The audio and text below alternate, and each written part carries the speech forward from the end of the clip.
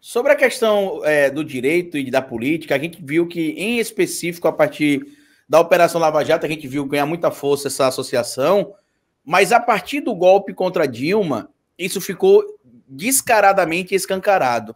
A gente viu recentemente, professor, a crítica que se foi feita ao presidente Lula por ele ter chamado o Michel Temer de golpista.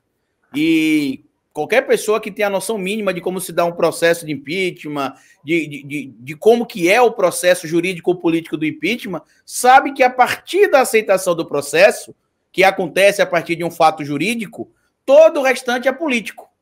E muita gente, inclusive, criticou algumas alianças que o Partido dos Trabalhadores fez em 2022, alegando que teve gente que estava junto com o Partido dos Trabalhadores que poderia frear o processo de impeachment lá no Senado. Hoje o presidente Lula, inclusive, deu uma entrevista à CNN dizendo que o processo da relação de Dilma com os políticos no Brasil chegou numa situação tão complicada que ele mesmo talvez não conseguisse mais frear o processo de impeachment. Eu quero que o senhor me responda se existem dúvidas para o senhor, como um operador do direito, que o que aconteceu em 2016 foi um golpe, que apesar de ter supostamente o rito, né? A gente escuta muito falar em rito quando aconteceu com o presidente Lula, né? Não, o rito foi seguido, o rito foi seguido. Apesar de se ter o rito seguido ali, o senhor confirma também a tese do golpe? Eu escrevi agora, mais de uma vez, sobre isso, o meu artigo na Ilustríssima, o jeitinho brasileiro de dar golpe, né? É muito claro com relação a isso. E durante o processo de impeachment, eu escrevi muito na época e falei muito sobre isso, mostrando que a primeira fase do golpe se deu exatamente na confusão entre qual é o sentido do impeachment, né? Então, o impeachment é um instrumento do sistema presidencialista, porque não há impeachment no sistema parlamentarista. Por quê? Porque no sistema parlamentarista você perde a maioria e o seu primeiro-ministro perdeu o cargo. Isso é acassiano mesmo, é uma coisa mais simples do mundo, é uma platitude isso.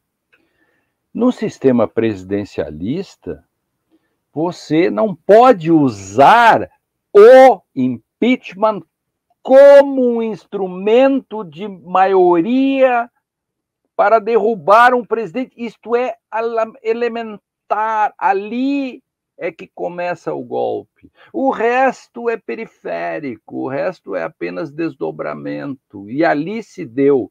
Não, então, você precisa do jurídico. Ele é condição de possibilidade. No parlamentarismo é só político. No presidencialismo é político-jurídico.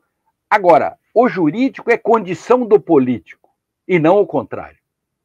Simples assim. E quando a gente vê essa situação, eu preciso ressaltar isso aqui, Pedro, por quê? Porque no caso do impeachment da Dilma, foi tão escancarado o que aconteceu que no curso do processo se provou a inocência da Dilma, né? Foi contratado uma empresa para fazer a auditoria e se provou que não teve, porque quando é que se materializa, para que o público entenda aqui de forma direta que a gente está falando, o crime de responsabilidade? Quando o crime é cometido com intenção, o chamado dolo.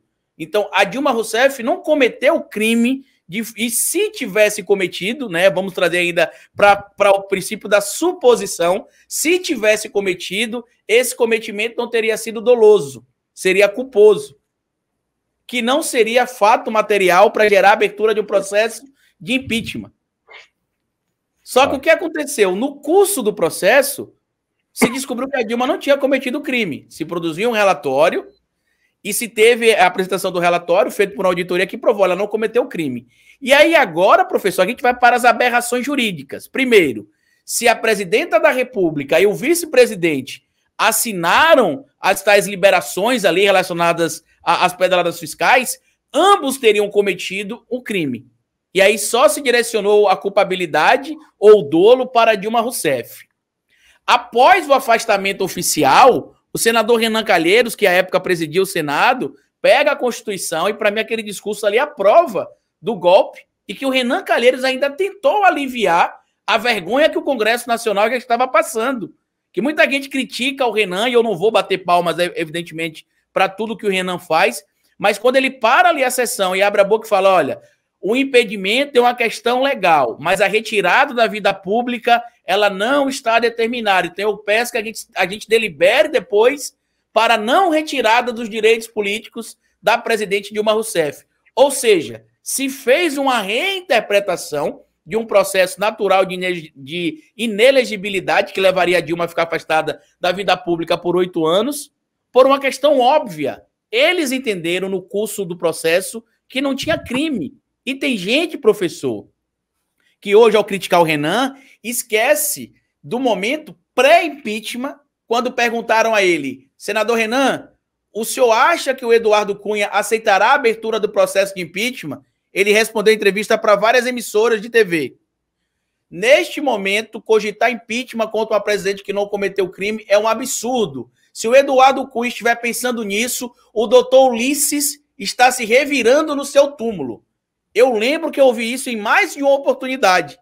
Então, o caso do impeachment da Dilma é uma aberração jurídica que a gente tem que debater exaustivamente dentro da universidade, porque ainda tem, professor, muitos juristas e operadores do direito da universidade que pensam e agem exatamente igual ao Ives Granda, utilizando as interpretações freestyle do que está escrito na letra fria da lei. Uma das coisas que tem que fazer é uma lei de 1950, né? Então também há um pouco de desleixo legislativo.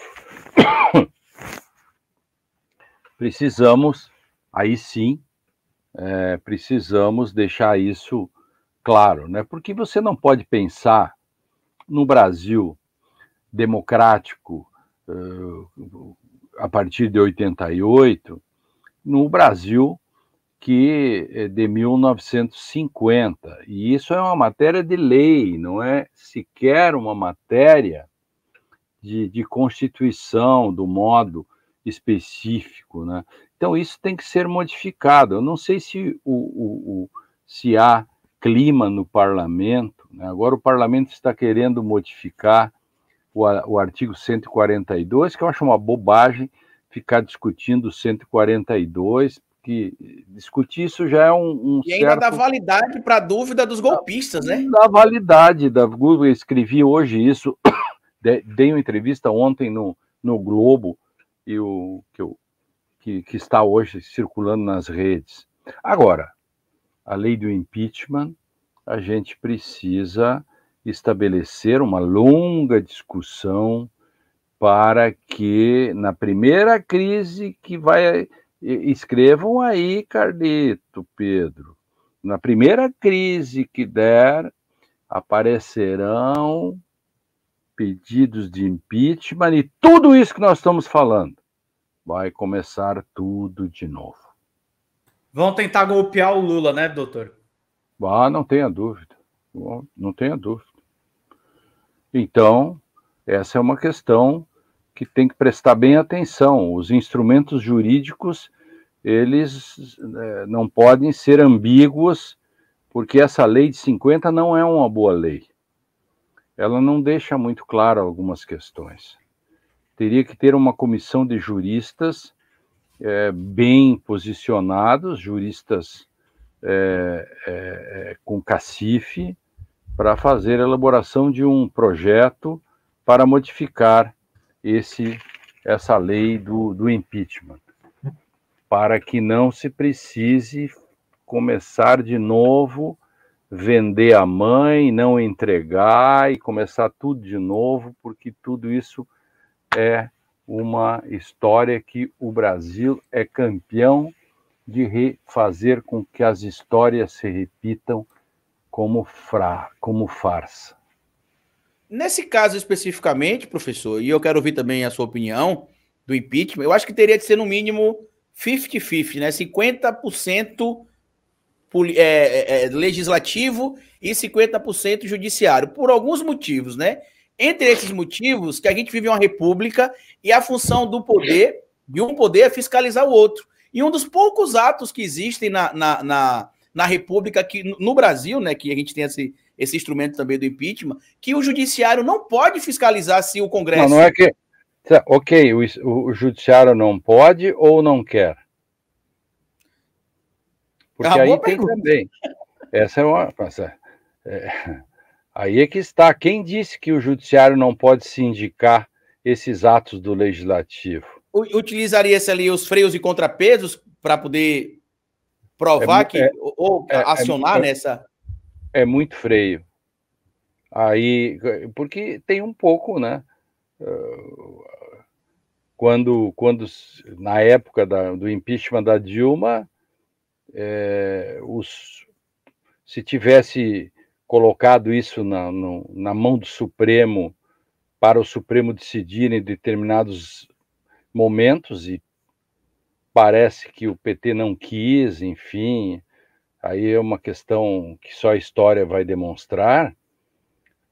Talvez o Supremo tivesse, em face da circunstância histórica, tivesse trancado isso, né? Mas não se sabe, não posso falar sobre o que não aconteceu. Mas não há nenhuma vedação de que os atos do Poder Legislativo não sejam objetos de discussão e sindicabilidade, como se diz em jargão jurídico. Eu não tenho dúvida disso. Agora, claro, por vezes os tribunais no Brasil são self-restraint, em demasia, ou até por conveniência. Mas isso é uma outra discussão. Pessoal, chegamos a 8h30, eu tenho um compromisso agora. Tranquilo. Professor Lênin Streck, muito obrigado pelo seu tempo, bom trabalho e ótimos artigos. Um abraço, professor. Até mais. Abraço, valeu, Carlito. Prazer, viu? Valeu, Pedro. Valeu, Carlito. Tchau, tchau.